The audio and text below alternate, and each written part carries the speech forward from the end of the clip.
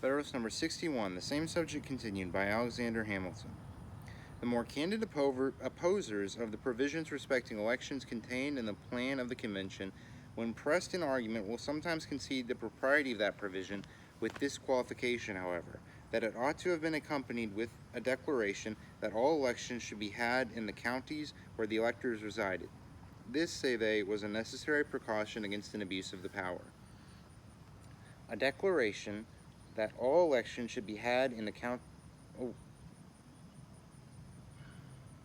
A declaration of this nature would certainly have been harmless. So far as it would have had the effect of quieting apprehensions, it might not have been undesirable. But it would, in fact, have afforded little or no additional security against the danger apprehended, and the want of it will never be considered by an impartial and judicious examiner as a serious, still less as an insuperable objection to the plan. The different views taken of the subject in the two preceding papers must be sufficient to satisfy all dispassionate and discerning men that if the public liberty should ever be victim of the ambition of the national rulers, the power under examination at least will be guiltless of the sacrifice. If those who are inclined to consult their jealousy only would exercise it in a careful inspection of the several state constitutions, they would find little less room for disquietude and alarm from the latitude which most of them allow in respect to elections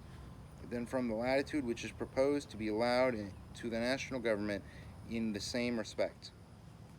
A review of their situation in this particular will tend greatly to remove any ill impressions which may remain in regard to this matter.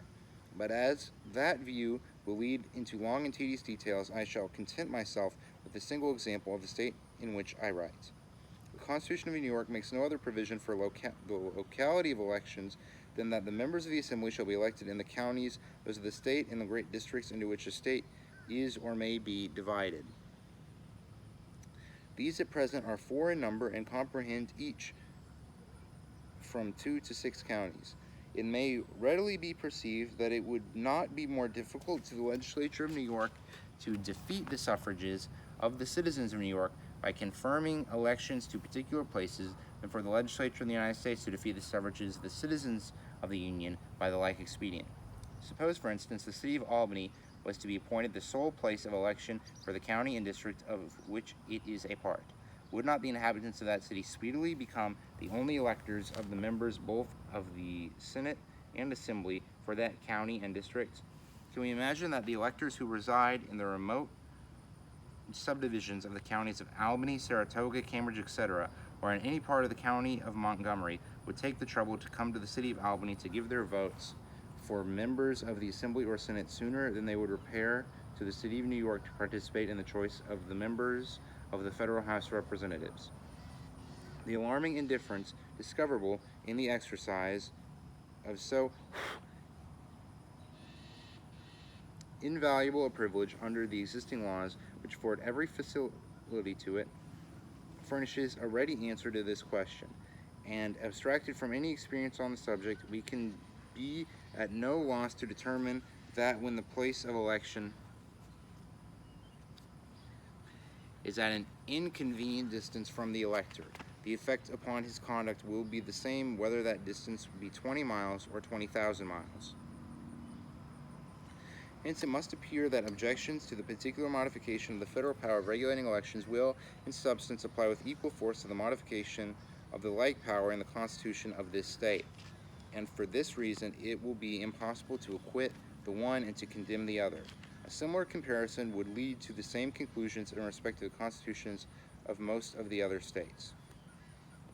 It should be said that defects in the state constitutions furnish no apology for those which are to be found in the plan proposed. I answer that as the former have never been thought changeable with inattention to the security of liberty, where the imputations thrown on the latter can be shown to be applicable to them also, the presumption is that they are rather the cavilling refinements of a predetermined opposition than the well-founded inferences of a candid research after truth. To those who are disposed to consider as innocent omissions in the state constitutions what they regard as unpardonable blemishes in the plan of the convention, nothing can be said, or at most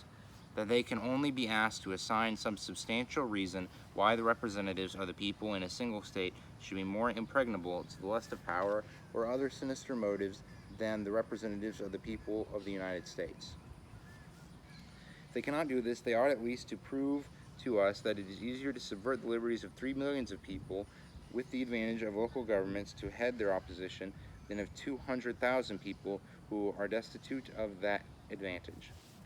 And in relation to the point immediately under consideration, they ought to convince us that it is less probable that a predominant faction in a single state should, in order to maintain its superiority, incline to a preference of a particular class of electors, and that a similar spirit should take possession of the representatives of 13 states, spread over a vast region and in several respects distinguishable from each other by a diversity of local circumstances, prejudices, and interests. Hitherto my observations have only aimed at vindication of the provision in question on the ground of theoretic propriety, on that of the danger of placing the power elsewhere, and on that of the safety of placing it in the manner proposed. But there remains to be mentioned a positive advantage which will result from this disposition, and which could not as well have been obtained from any other. I allude to the circumstance of uniformity in the time of elections for the Federal House of Representatives. It is more than possible that this uniformity may be found by experience to be of great importance to the public welfare, both as a security against the perpetuation of the same spirit of the body, and as a cure for the diseases of faction. If each state may choose its own time of election, it is possible that there may be at least as many different periods as there are months in the year. The times of elections in the several states, as they are now established for local purposes, vary between extremes as wide as March and November. The consequences of this diversity would be that there could never happen a total dissolution or renovation of the body at one time.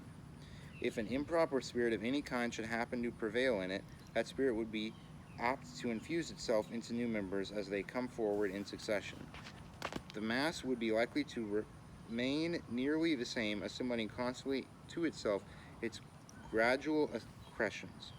There is a contagion in example which few men have sufficient force of mind to resist. I am inclined to think that treble the duration in office, with the condition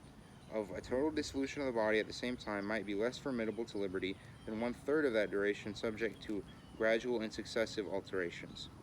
Uniformity in the time of election seems not less requisite for executing the idea of a regular rotation in the Senate, and for conveniently assembling the legislature at a stated period in each year.